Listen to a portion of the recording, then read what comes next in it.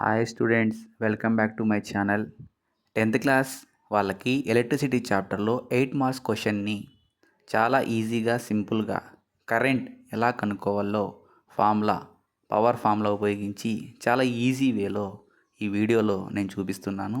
దీన్ని మీ అందరికీ ఉపయోగపడుతుందని ఆశిస్తున్నాను.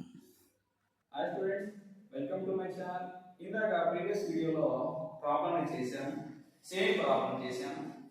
ఆ ప్రాబ్లం ఏం చేశామంటే ఇక్కడ 100 వాట్స్ పవర్ ఉంది, వోల్టేజ్ ఉంది, 60 వాట్ పవర్ ఉంది, వోల్టేజ్ ఉంది, ప్యారలల్ కనెక్ట్ చేశారు.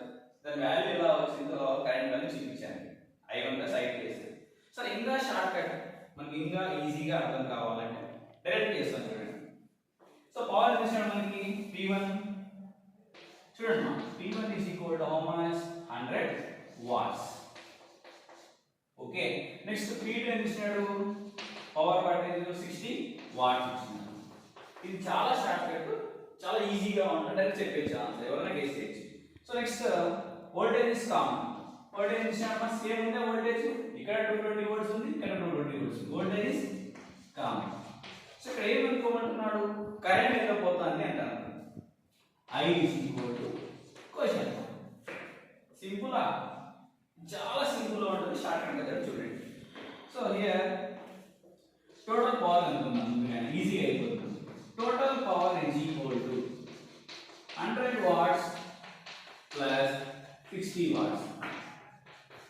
100 plus 60 nothing but 160 watts.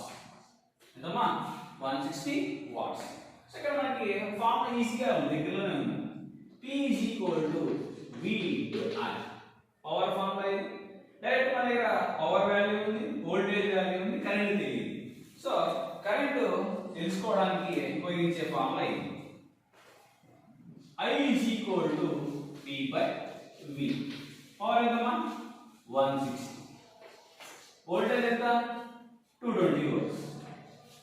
0 0 cancel. 16 by 22 చేస్తే ఎంత వస్తుంది? ట్రై చేయండి ఒకసారి.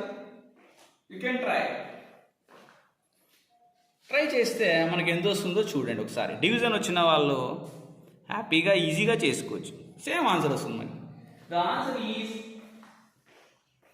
0.72 amps. 0.72 amps. డివిజన్ వచ్చిన వాళ్ళు హ్యాపీగా చేసుకోండి, you can get the answer. ఇది షార్ట్ కట్ వే. ఈ షార్ట్ కట్ వే ఇలా చేస్తే మనకి నియర్లీ 8 మార్క్స్ ఈజీగా వచ్చేస్తాయి, అంతే కదా. ఈ మెథడ్ మనం నేర్చుకున్నాం కాబట్టి కరెక్ట్గా మనకి ఐడియా వస్తుంది. అక్కడ ఏమి ఇచ్చాడు? 2 పవర్ వాట్స్ ఇచ్చాడు, సేమ్ వోల్టేజ్ ఇచ్చినాడు, కరెంట్ ఎంత పోతుందో కనుక్కోమన్నాడు. మీకు కావాలంటే ఒక సర్క్యూట్ కూడా గీసి మరి చూపించమంటే చూపిస్తాను. ఈ ప్రాబ్లమ్ని ఇంత సింపుల్గా చేయొచ్చని ఐడియా మీకు వస్తుంది. సో ఎప్పటికన్నా పవర్ దగ్గర వాటేజ్ మర్చిపోద్దండి, వోల్టేజ్కి వోల్ట్స్ మర్చిపోద్దండి, కరెంట్స్కి యాంప్స్ మర్చిపోద్దండి. ఇందాక చేసినప్పుడు చాలా లాంగ్ ప్రాసెస్ చేసింటే ఈ ప్రాసెస్ చాలా ఈజీ, డైరెక్ట్ ప్రాసెస్ అని 10th క్లాస్ వాళ్ళు గుర్తుపెట్టుకోవాలా. ఇది 8 మార్క్ క్వశ్చన్స్, డెఫినెట్ క్వశ్చన్.